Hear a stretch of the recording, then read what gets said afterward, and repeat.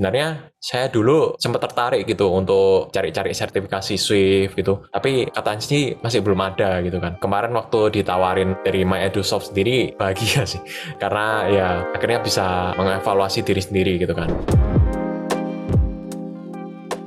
Perkenalin, nama saya Timothy Kristanto. Saya dari Universitas Ciputra Surabaya dari jurusan IT atau Informasi Teknologi. Kalau sebelumnya memang karena backgroundku sendiri tadi dari IT gitu kan ya. Jadi aku juga udah pernah nyobain programming language di luar sana gitu kan. Dan ketika masuk ke Swift memang awalnya agak kurang terbiasa gitu. Karena memang ada hal-hal yang bagiku cukup unik gitu kan dan punya ciri khasnya tersendiri. Dan hal itu adalah ciri khasnya Swift itu adalah safe language. Jadi Swift itu punya ciri khasnya tersendiri dan solusinya tersendiri dalam mengatasi kayak misal nilai-nilai nil atau nilai nol gitu kan, dan juga mengatasi dalam declaring variabel gitu.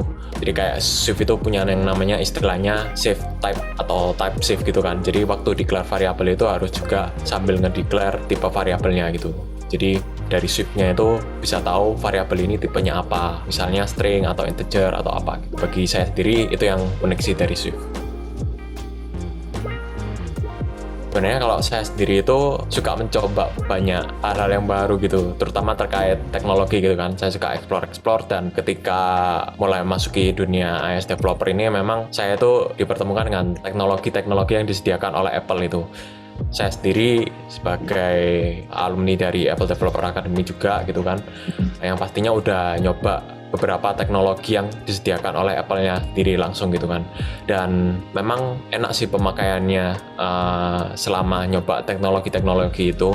Kayak dari Apple-nya juga udah nyediain library atau fasilitas-fasilitasnya gitu kan untuk menggunakan teknologi-teknologi mereka gitu. Dan ya itu cukup membuat saya tertarik sih untuk jadi iOS developer, untuk menempuh journey sebagai iOS developer gitu kan. Terus terlebih lagi kayak teknologi dari Xcode-nya, juga programming language-nya, terus framework-nya juga banyak kayak Swift UI gitu.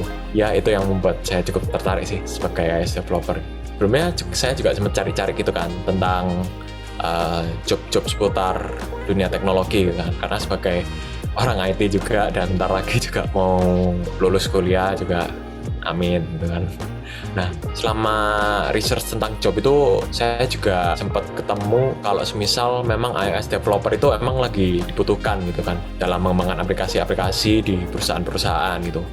Karena itu prospek kerjanya sebagai seorang iOS developer itu memang lagi naik daun gitu ya istilahnya. Dan itu juga menjadi salah satu alasan bagi saya sendiri untuk explore lebih dalam tentang dunia iOS developer gitu kan, dunianya Apple gitu. Itu sih kalau misal seputar karir.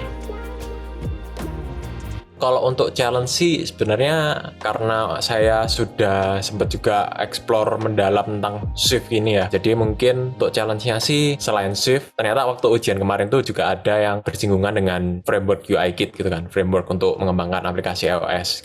Nah, yang selama ini saya dalami itu lebih ke arah framework terbarunya dari Apple, yang framework yang versi lebih baru gitu. Namanya itu Swift UI gitu. Jadi saya lebih mendalamnya tuh lebih ke Swift UI. Jadi untuk UIKit sendiri, saya sendiri itu ya sempat megang, tapi cuman sekali dua kali gitu kan. Jadi saya pun hanya tahu basicnya dan itu pun agak lupa-lupa gitu. Nah, jadi waktu ujian sertifikasi kemarin, beruntungnya sih dari MyEdusoft itu ada ngasih course gitu kan seputar ujian sertifikasinya. Jadi cukup terbantu bagi saya gitu untuk belajar seputar UIKit sekalian sama review seputar bahasa pemrograman Swift itu sendiri. Jadi untuk tantangannya lebih ke arah belajar framework UIKit-nya sih. Mungkin yang pasti yang pertama, user ujiannya bisa tahu kisi-kisinya sih. Bisa tahu arah belajarnya nanti harus kemana gitu kan. Untuk mempersiapkan diri dalam mengerjakan ujian nanti. Nah, terus yang kedua mungkin course-nya itu meskipun kebanyakan kayak reading gitu kan, baca materi gitu. Meskipun juga ada videonya juga beberapa doang. Tapi materi yang diberikan tuh cukup detail gitu. Dan akhirnya ya belajarnya ya jadi enak gitu kan karena detail. Course-nya interaktif sih karena kayak ngasih kayak semacam gambar yang bisa diklik-klik gitu. Misal kalau diklik bagian ini nanti bisa muncul penjelasannya apa gitu. Ya itu yang cukup menarik sih dari course-nya yang membantu saya belajar. sebelum sertifikasi sih ya meskipun udah explore mendalam banget gitu ya, tapi kayak istilahnya apa ya, belum teruji gitu kan. Jadi kayak belum bisa mengevaluasi diri sendiri sih. Sejauh ini keterampilannya udah sampai di tahap atau di level yang mana gitu kan. Sebenarnya saya dulu sempat tertarik gitu untuk cari-cari sertifikasi Swift gitu, tapi kayak sempet tanya-tanya juga, dan hasilnya kayak sertifikasi Swift itu kalau dulu ya waktu itu katanya sih masih belum ada gitu kan. Tapi kemarin waktu ditawarin dari MyEduSoft sendiri cukup tertarik dan bahagia sih, karena ya akhirnya bisa mengevaluasi diri sendiri gitu kan. Jadi setelah ikut sertifikasi ujian Swift ini ya akhirnya bisa tahu, oh ternyata saya sudah berada di kompetensi level segini sekian gitu kan.